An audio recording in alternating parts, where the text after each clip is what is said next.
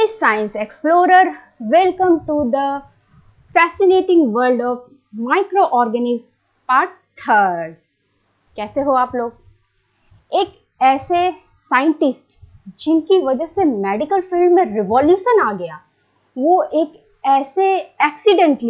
ऐसे मेडिसिन का इन्वेंट किए जो वर्ल्ड को ही चेंज करके रख दिया। उसको एंटीबायोटिक के नाम से जाना जाता है, जो पेनिसिलिन के नाम से जाना जाता है, पहला एंटीबायोटिक। कैसे ये इन्वेंशन हुआ? सिर्फ माइक्रो ऑर्गेनिज्म हमें मेडिसिन बनाने में हेल्प नहीं करता, वो और भी कामों में हमें हेल्प करता है। जैसे हमारे इकोसिस्टम को बैलेंस करने में हेल्प करता है ये सारे माइक्रो ऑर्गेनिज्म। कैसे? ये हमारे सॉइल को एनरिच करता है, नॉरिश करता है। कैसे? फिर वैक्सीन, बड़ा ही फैसिनेटिंग वर्ड है ना? वैक्सीन सुनने में बड़ा अच्छा लगता है, बड़ा ही अट्रैक्टिव वर्ड है, बड़ा ही पावरफुल वर्ड है। क्या आपको पता है ये वैक्सीन कैसे बना? एक साइंटिस्ट या आप बोल सकते हो ब्रिटिश फिजिशियन एडवर्ड जीनर, जो पहले वैक्सीन का इन्वेंशन किए, स्मॉल पॉक्स वैक्सीन, और उनकी वजह से पूरा ये बीमारी ही वर्ल्ड से छूमंतर हो गया, खत्म हो गया, वैनिश हो गया। आज के डेट में उसका नामो निशान नहीं है। कमाल की चीज़ है ना ये वैक्सीन। ये कैसे हुआ? ये सारे कैसे का आंसर जानने के लिए आपको इस वीडियो के एंड तक बने रहना है। तो चलिए हमारे साथ इस वीडियो के एंड तक जानते हैं और माइक्रो ऑर्गेनिज्म कौन कौन सा रोल प्ले कर रहे हैं।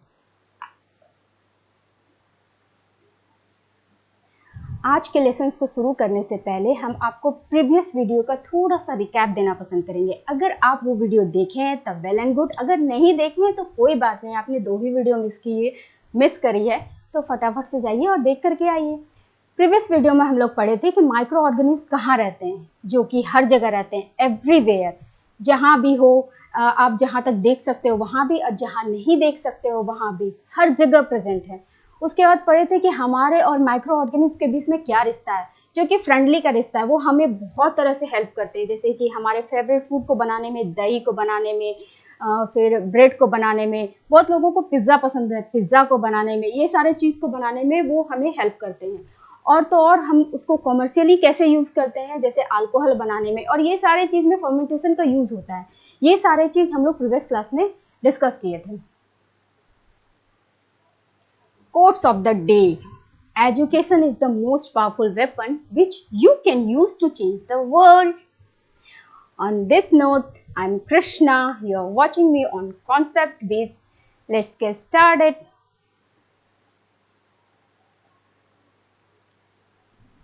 आज हम लोग पढ़ने वाले हैं medical use of micro organism. Medically micro organism को कैसे यूज़ करते हैं, वैक्सीन का क्या काम है, ये कैसे काम करता है हमारे बॉडी पे।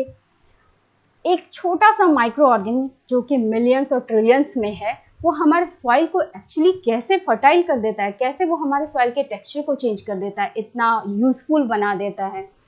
ये माइक्रो ऑर्गेनिज्म जो बहुत ही छोटे होते हैं, वो हमारे एनवायरनमेंट को कैसे क्लीन कर देते हैं, हमारे इकोसिस्टम को कैसे बैलेंस कर पाते हैं। और एक छोटा सा एक्सपेरिमेंट जो एक्चुअली इसी पे है, मतलब क्लीनिंग के बेसिस पे है, कि वो हम कैसे उसको परफॉर्म करेंगे, वो हम लोग ये सब आज पढ़ने वाले हैं।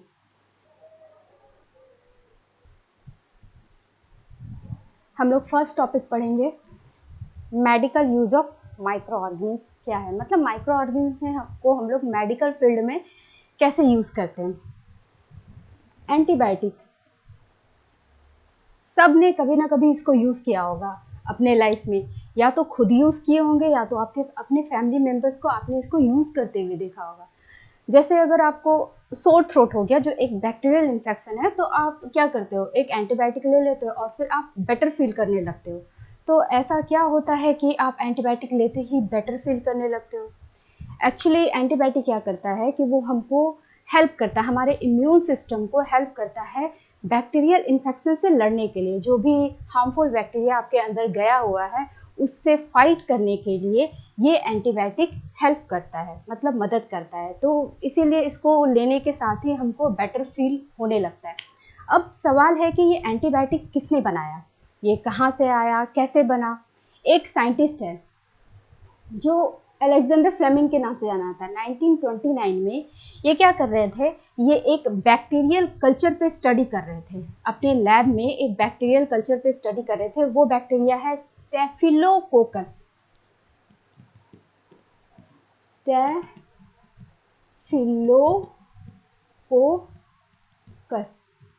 इस बैक्टीरियल कल्चर पे ये साइंटिस्ट स्टडी कर रहे थे।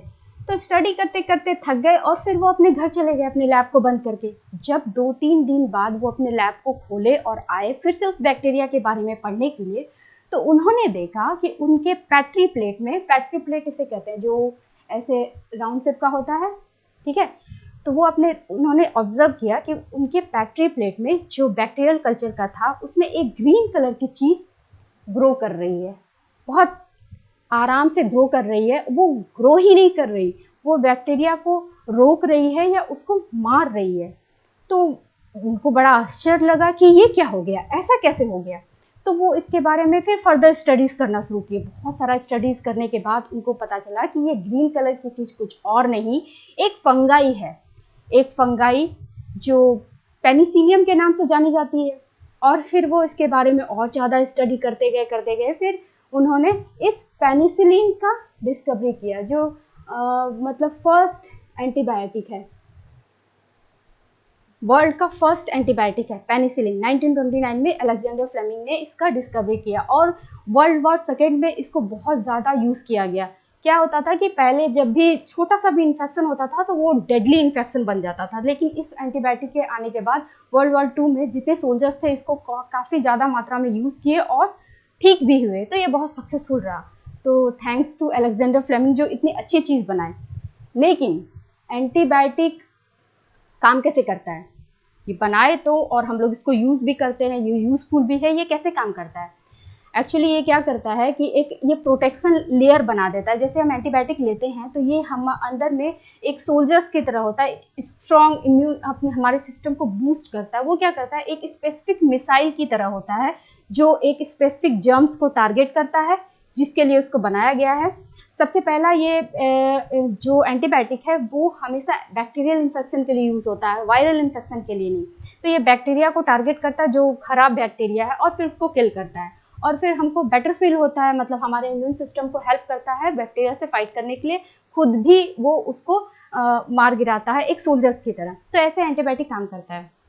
ये बहुत अच्छी चीज़ है कि एंटीबायोटिक की डिस्कवरी हुई, लेकिन अब जो हम आपको बताने वाले हैं वो बहुत ज़्यादा इम्पॉर्टेंट है आपके लिए, ठीक है, और वो एग्ज़ाम के पॉइंट ऑफ व्यू से भी बहुत ज़्यादा इम्पॉर्टेंट है। एंटीबायोटिक कभी भी बिना डॉक्टर के प्रिस्क्रिप्शन के नहीं लेना चाहिए। अपने मन से एंटीबायोटिक कभी भी नहीं लेना चाहिए, क्योंकि सबसे पहला बात है कि एंटीबायोटिक जो भी है वो बैक्टीरियल इन्फेक्शन के लिए बनाया गया है, क्योंकि इसको बनाने में बैक्टीरिया और फंगाई का हेल्प लिया गया, उसके थ्रू एंटीबायोटिक का डिराइव किया गया, ठीक है। तो ये बैक्टीरियल इन्फेक्शन के लिए बना है, फंगल इन्फेक्शन के लिए नहीं। पहली बात तो आपको कैसे पता चलेगा कि आपके अंदर बैक्टीरियल इन्फेक्शन वाला है या फंगल इन्फेक्शन वाला है, तो आप लेंगे तो फालतू का लेंगे, वेस्ट लेंगे। तो इसीलिए बेवजह एंटीबायोटिक नहीं लेना चाहिए और ओवरडोज में भी नहीं लेना चाहिए। ऐसा क्यों? ऐसा इसलिए क्योंकि जो खराब बैक्टीरिया होते हैं, जो भी बैक्टीरिया होते हैं वो बहुत ज़्यादा स्मार्ट होते हैं। वो क्या करेंगे, जब आप बेवजह एंटीबायोटिक लेंगे या उसका ओवरडोज लेंगे तो वो क्या करेंगे, जो एंटीबायोटिक आप जर्म्स को मारने के लिए बनाए हैं, वो जर्म्स क्या करेगा, उस एंटीबायोटिक को रीड करेगा और अपने जीन को मॉडिफाई कर लेगा, उसके अकॉर्डिंग बना लेगा, मतलब उसकी तरह स्ट्रॉन्ग बन जाएगा।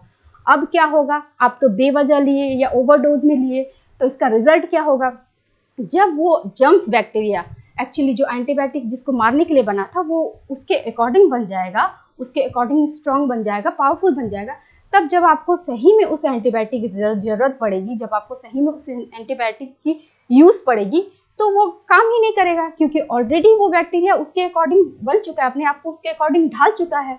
तो उसके बाद आपको क्या करना पड़ेगा, आपको और हायर एंटीबायोटिक को लेना पड़ेगा, मतलब और मेडिकल ट्रीटमेंट लेना पड़ेगा, उससे ज़्यादा वाला मेडिकल ट्रीटमेंट लेना पड़ेगा। इससे दो नुकसान होगा, पहला तो आपका पैसा वेस्ट होगा, दूसरा आपकी बॉडी तो जाएगी ही जाएगी, मतलब वो वीक और भी होती जाएगी और ज़्यादा नुकसान करेगा। इसीलिए बोला जाता है कि बिना डॉक्टर के प्रिस्क्रिप्शन के एंटीबायोटिक नहीं लेना चाहिए।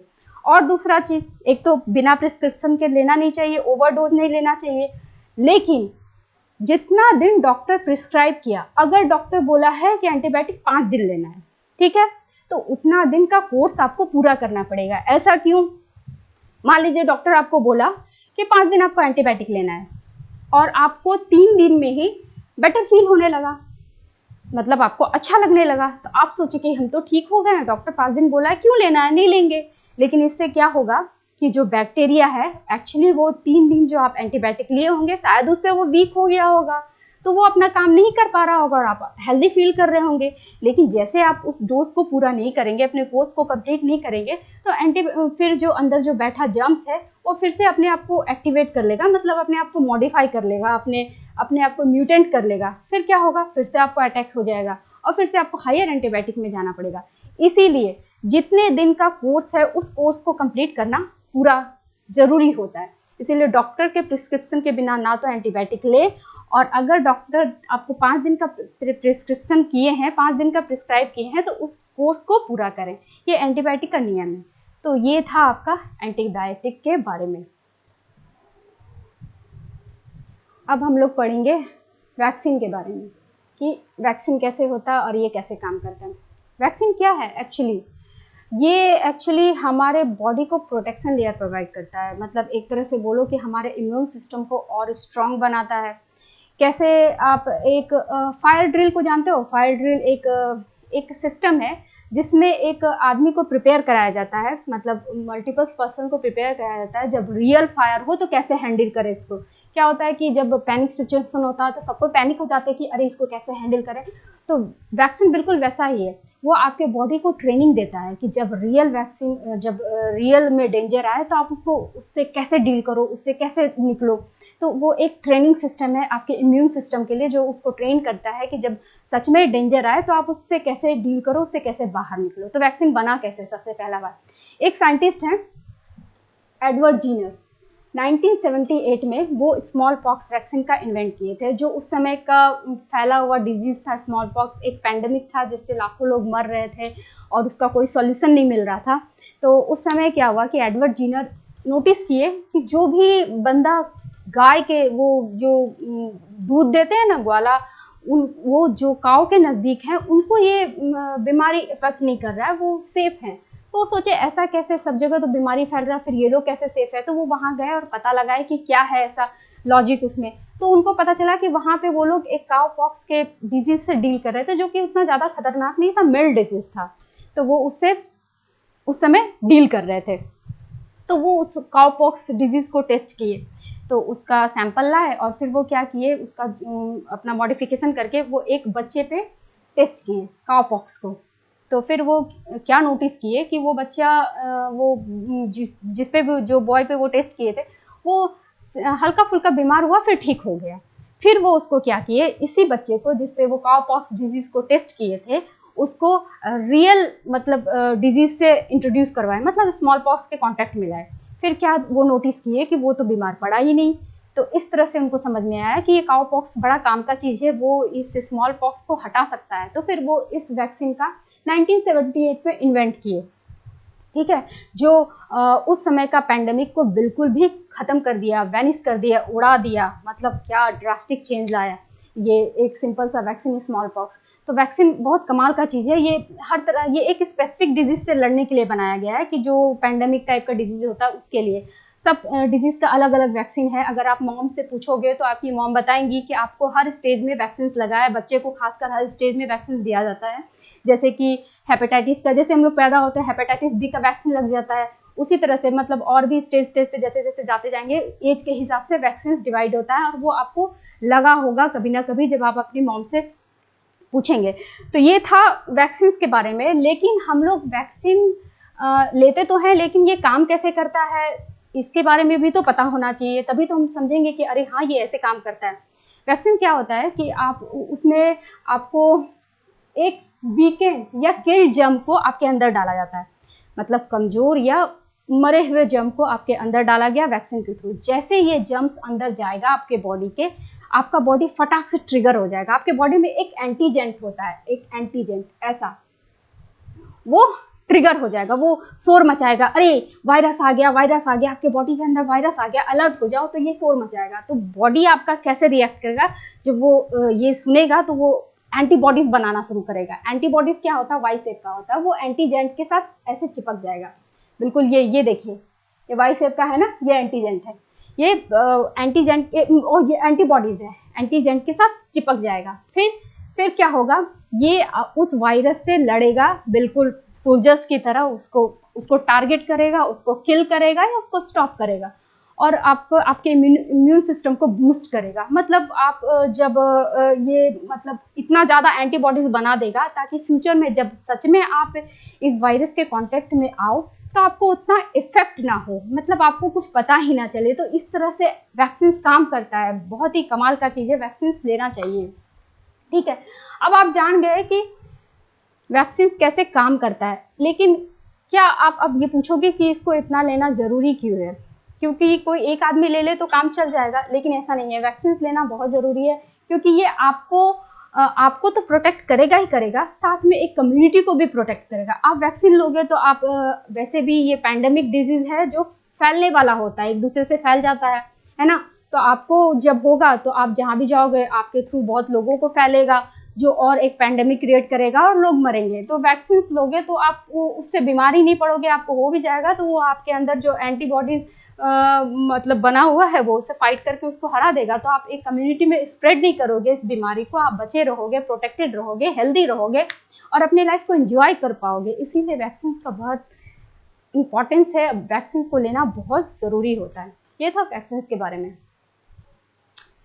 अब हम लोग पढ़ेंगे कि हमारे सॉइल के फर्टिलिटी को कैसे इंक्रीज करता है एक माइक्रो ऑर्गेनिज्म। आप इस वर्ड को सुने होंगे, नाइट्रोजन फिक्सेशन। ठीक है, ये क्या होता है कि कुछ ऐसे बैक्टीरियाज होते हैं जिसको हम रिजोबियम बोलते हैं, वो क्या करता है, एटमॉस्फेरिक नाइट्रोजन को कैप्चर करता है और उसको कन्वर्ट करता है उस फॉर्म में जिस फॉर्म में प्लांट उसको यूज़ कर सके और फिर ग्रो कर सके। एक और बैक्टीरिया होता है जिसको बोलते हैं साइनोबैक्टीरिया के नाम से जानते हैं, वो ब्लू ग्रीन एल्गी के नाम से भी जाना जाता है। ये भी नाइट्रोजन को फिक्स करता है, मतलब एटमॉस्फेरिक नाइट्रोजन को कन्वर्ट करता है कंपाउंड नाइट्रोजन में, जो प्लांट उसको यूज़ कर सके। अब रिजोबियम काम कैसे करता है? रिजोबियम कहाँ पाया जाता है? ये सॉइल में पाया जाता है, मतलब जो भी लेग्यूमिनस प्लांट है उसके रूट में पाया जाता है।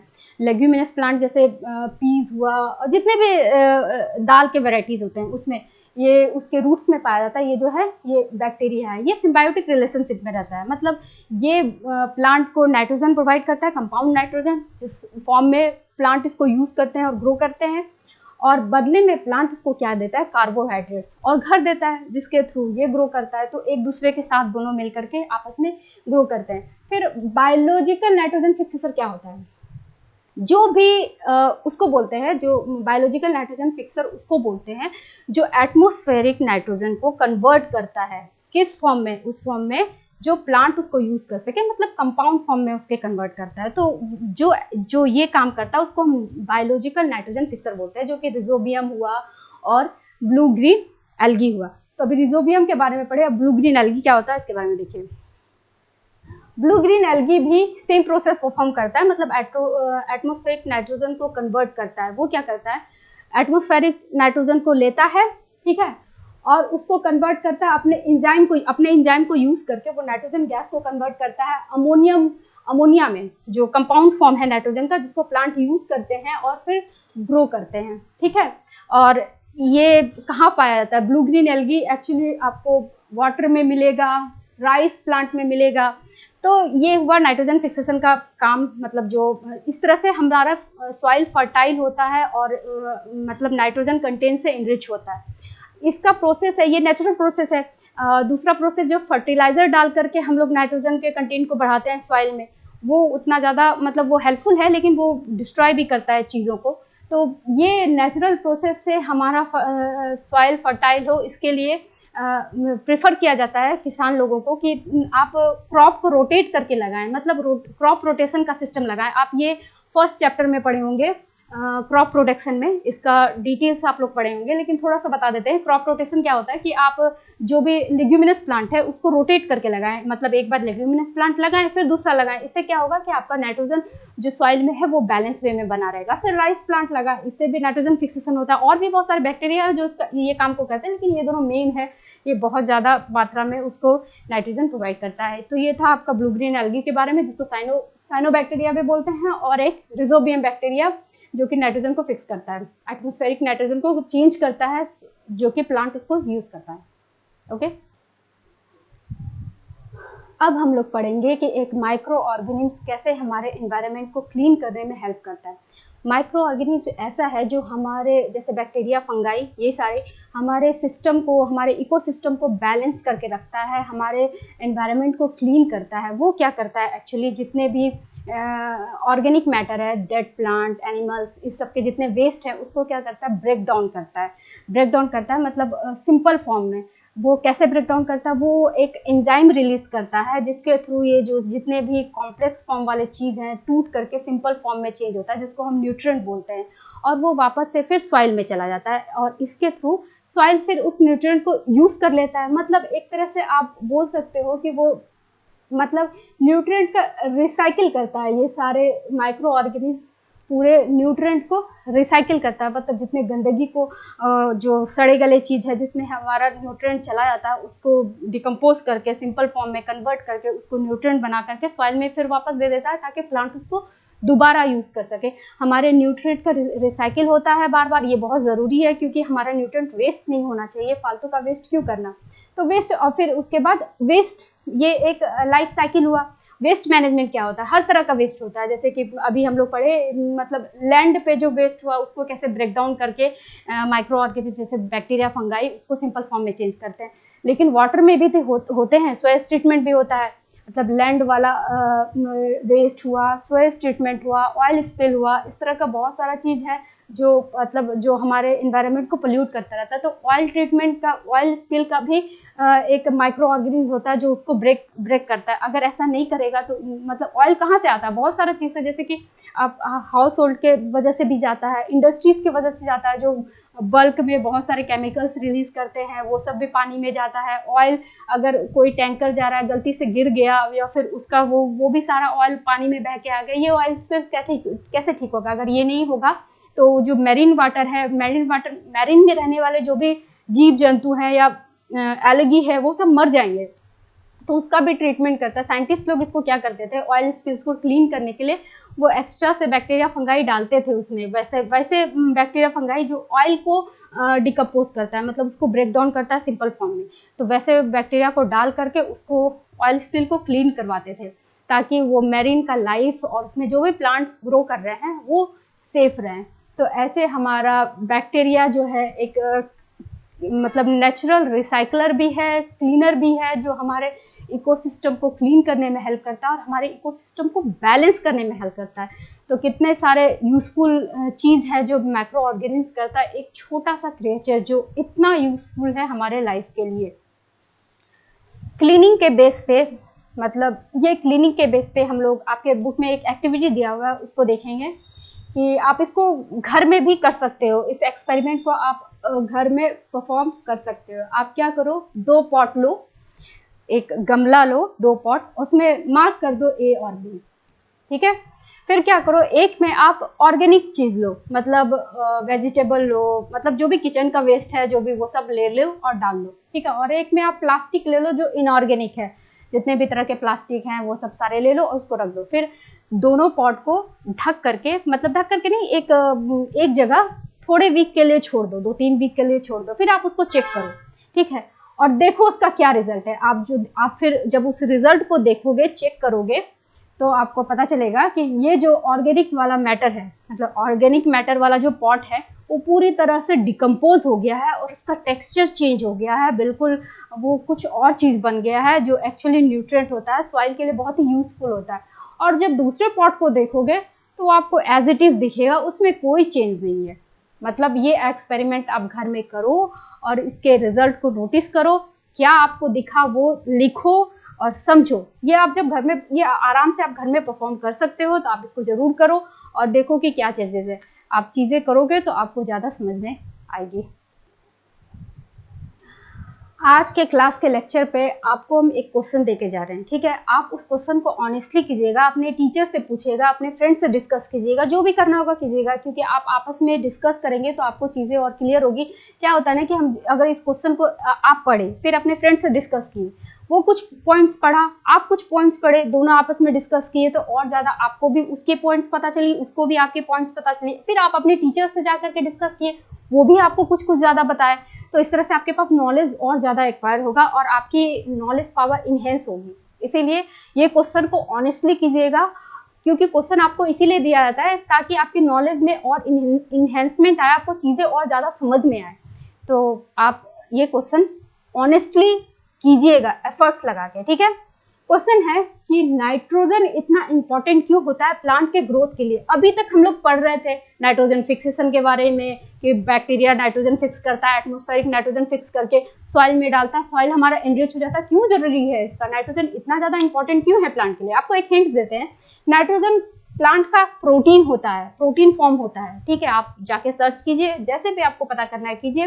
वो फोटोसिंथेसिस में भी हेल्प करता है। आपका फोटोसिंथेसिस जो प्लांट करता है, जो बहुत ही रिमार्केबल चीज़ है, तो उसमें भी नाइट्रोजन का बहुत ही इंपॉर्टेंट रोल होता है। तो ये दोनों हिंट्स आपको दिए, आप इस बेसिस पे सर्च कीजिए और जिनसे भी पूछना है, अपने बड़ों से, जिससे आपको लगे कि टीचर से, जिनसे भी डिस्कस करना है कीजिए और इसका सही आंसर गेन कीजिए। इससे आपको बहुत ही मदद मिलेगा। आज का लेक्चर इतना ही था। नेक्स्ट लेक्चर में हम लोग पढ़ेंगे कि हार्मफुल बैक्टीरिया क्या होते हैं, मतलब हार्मफुल माइक्रो ऑर्गेनिज्म क्या होते हैं, माइक्रो ऑर्गेनिज्म में कौन कौन सा डिजीज ह्यूमन में काउज करता है, मतलब माइक्रो ऑर्गेनिज्म की वजह से कौन कौन सा डिजीज ह्यूमन को होता है, कौन कौन सा डिजीज एनिमल्स को होता है, कौन कौन सा डिजीज प्लांट को होता है, और फूड पॉइजनिंग क्या है। इतना सारा हम लोग अपकमिंग वीडियोज में पढ़ेंगे। ये अपकमिंग टॉपिक आप पढ़ के आइएगा, तो फिर जब हम आपको बताएंगे तो आपको चीज़ें आराम से क्लियर होगी। और उस टॉपिक के बेसिस पे आपके लिए एक क्वेश्चन है, ये भी आप अच्छे से करके आइएगा कि बैक्टीरिया जो होता है, बैक्टीरिया हुआ झुंड को बोलते हैं बैक्टीरिया, सिंगल को बोलते हैं बैक्टीरियम। तो बैक्टीरियम कैसे फूड को कंटामिनेट करता है, ठीक है, और वो ह्यूमन को कैसे स्प्रेड करता है, और वो कैसे मतलब इलनेस काउज करता है, और उसकी वजह से उसके पीछे साइंस क्या है, मतलब कैसे वो फूड पॉइजन किया या मतलब बीमार किया, और उसके पीछे साइंटिफिक रीज़न क्या है। इतना सारा आप करके आइएगा। आपको अगर हमारी वीडियो पसंद आए तो आप इसे लाइक कीजिए, सब्सक्राइब कीजिए, अपने फ्रेंड के साथ शेयर कीजिए। Thank you.